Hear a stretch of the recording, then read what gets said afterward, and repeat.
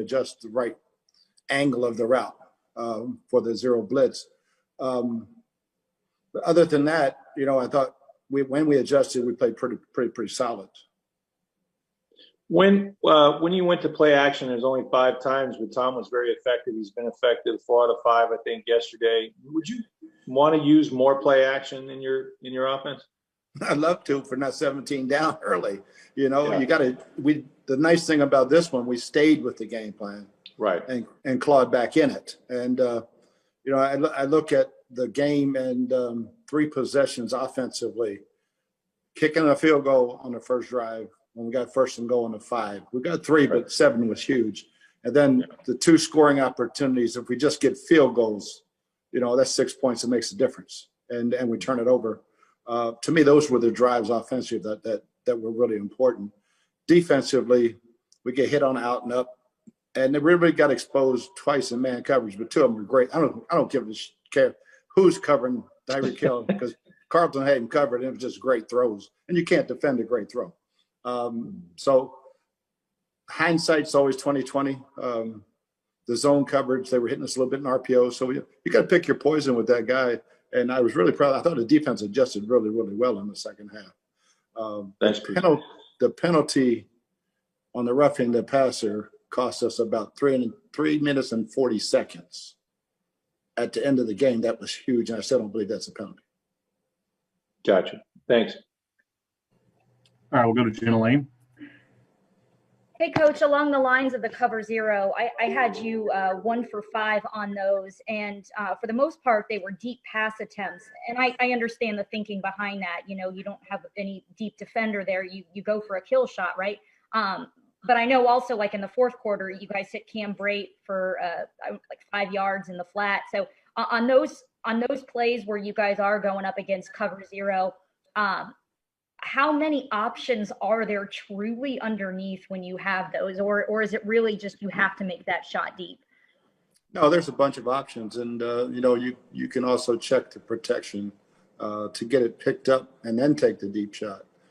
So yeah, we just got to do a better job of game planning. That we knew it was coming. They're a cover zero. Spags has always been a cover zero guy. We just didn't handle it well enough in certain situations. And I know Rick asked about the play action. I know we haven't seen a ton of it the last 2 weeks. But what are your philosophies on the use of motion? I know you do a lot of it like pre-snap, but what about at the snap? Is that something that you would consider doing going forward? We've done it in the past, and we did it for years. I never see a lot of quarterbacks. Peyton Manning never wanted anybody in motion. So each quarterback's so different what they want the motion for. We have used jet motion a little bit. I'm not a big fan of it. So if it's going to disrupt what you're doing versus just blocking people. Thank you, Coach. Mm-hmm.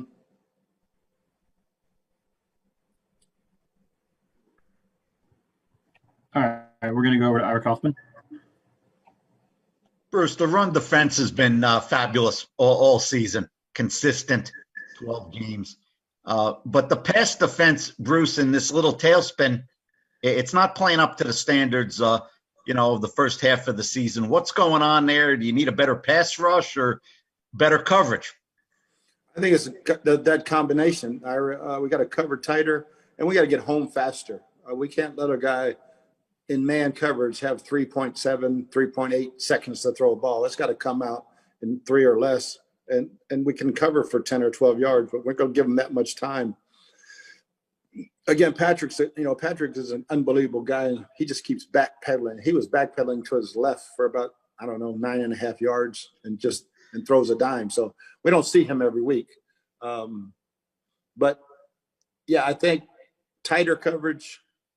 Against the Rams, it was tighter coverage. But when we're playing man, we got to get home. Thanks, Bruce. You bet. All right, we'll go to Scott Reynolds. Hey, Bruce, you told Jenna just a couple seconds ago you're not a huge fan of motion, but has Tom Brady asked for more motion in the offense to help him identify coverages? That's the motion that we use, yeah. But I'm saying, has he asked for more of that? You use it sparingly in your offense, but has he asked it in more regularity? We do as much as he wants. Okay. Mhm. Also, you're the quarterback whisperer, former quarterback advocate. Has the NFL gone overboard in terms of protecting the quarterback? You mentioned the JPP hit. Kevin Minter had a sack against Teddy Bridgewater that was, face mask to face mask. But what are your thoughts on protecting the quarterback? And some of these hits to the head aren't serious; they're more ticky tack. But what are your thoughts on that? Well, I thought Kevin's was a good call. He's got to lower his target and go to the side and not directly land on the quarterback. He did all three. I thought JPP hit the quarterback's arm and glanced into his helmet. I didn't think that would ever be a penalty.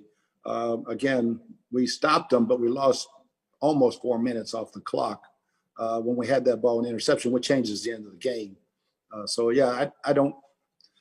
I'm all for protecting quarterbacks. We don't have a league without them, and especially low hits on the quarterback, which there were a couple that didn't get called. All right, we're going to go over to Greg Allman. Hey, Bruce, you talked a little bit about how much you guys have already done a lot of self-scouting in terms of knowing what's ahead for opponents in these last 4 games. How much it's so unusual to have a bye this late. But from a coaching perspective, how much does that give you guys a chance to reset and look at what's worked and what hasn't and kind of reestablish things for the last month of the season? Yeah, the self-scouting and stuff that we do is ourselves. We've got every play listed that we've run all season, the yards, the average, the complete, everything statistically for the entire season for the last 4 ball games, which is usually what another team breaks down. So you have yourself for the whole season and your last 4 to know what the other team's looking at.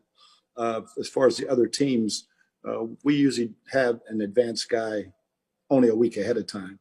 So we've already got something on the Vikings, and we'll have something on the Falcons before we play them. So, but again, it's more about us, our tendencies, our pluses, our minuses, where we've been successful and where we haven't been. You talked about the rush not getting home fast enough, but this is 2 weeks in a row where the opposing quarterback has been able to complete like 80% against you in the first half. And obviously the defense kind of figures things out and clamps down. Why do you think it's slow to get to that effective level of defense? I think the first 15 plays, everybody's scripted their best first 15. We got to do a better job of coming out and matching that speed. So in the Rams game, it was all quick passes and screens. They did a good job of audibling when we showed man-to-man bump and run to hit a couple screens. The rest were just short routes that we didn't make the tackle. This was, not getting fast enough home for a guy to run it out and up and have a safety closer to help. But yeah, we have to start games faster defensively, and that was a big emphasis all week and even the night before the game in talking to us. And same thing offensively. We've got to convert those early third downs and get scores like we did early in the season. Okay, we're going to go to Steve Isbitz. Coach, on the roughing the passer, are you seeing that Mahomes follow through, knock JPP's arm into his face? And if that's a penalty, is that something that needs to be a rule change? I thought he hit the arm and the arm came over to the top of his helmet. By exact rule, it's supposed to be a forcible blow. I didn't think it was a forcible blow. Got it. And Carlton Davis, he seemed to lose a little bit of confidence during the game before the late pass breakup. Is that something that you saw in his play, and is that something that you worry about going forward? No, I think Carlton's he had a tough assignment when we were playing man. He knew it. Like I said, he got beat on a couple of really good throws and a double move. But I don't think he'll ever lose any confidence. He's one of those guys that goes to the next play. All right, we have time for a few more. We're going to go with one with JP Peterson and then one with Kalen Kaler.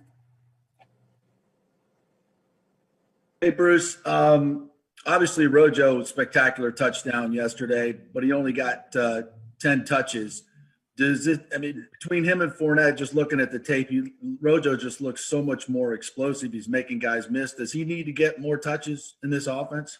I don't think there's any doubt when we don't have to be in 2 minutes for an entire quarter. When you're down 3 scores, then you got to put your best pass catcher in the ball game. And Roe made a nice catch and run. I think he's getting some more confidence back that we can use him more in the passing game. But no, Leonard has been the guy in third down and nickel. So once you go 2 minute, but for sure, we if everything's equal, we're not down 17 and then fighting back. He needs to have 20 touches.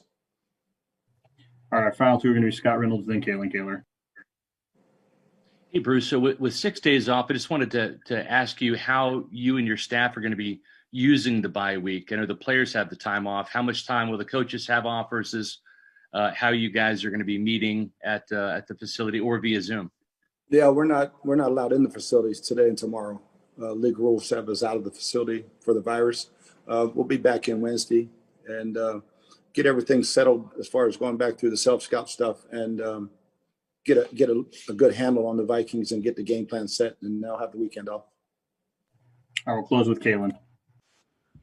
Hey, Bruce. Kaylin Kaler, right for Bleacher Report. Nice to meet you. Talked a lot this offseason about possibly doing the quarantine quarterback thing where you keep a quarterback kind of away from the rest of the group. I'm curious with what happened with the Broncos this Sunday where they didn't have a single quarterback available to them, starting a practice squad wide receiver primarily at that role.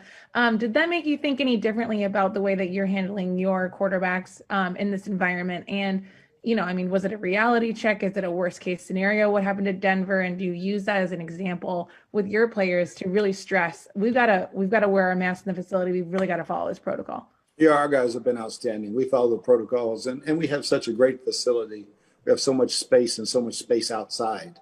So our guys they've got their masks on entirely at the meetings. They're spread out apart. We've been able to knock on wood, be really, really good with the virus, especially in the quarterback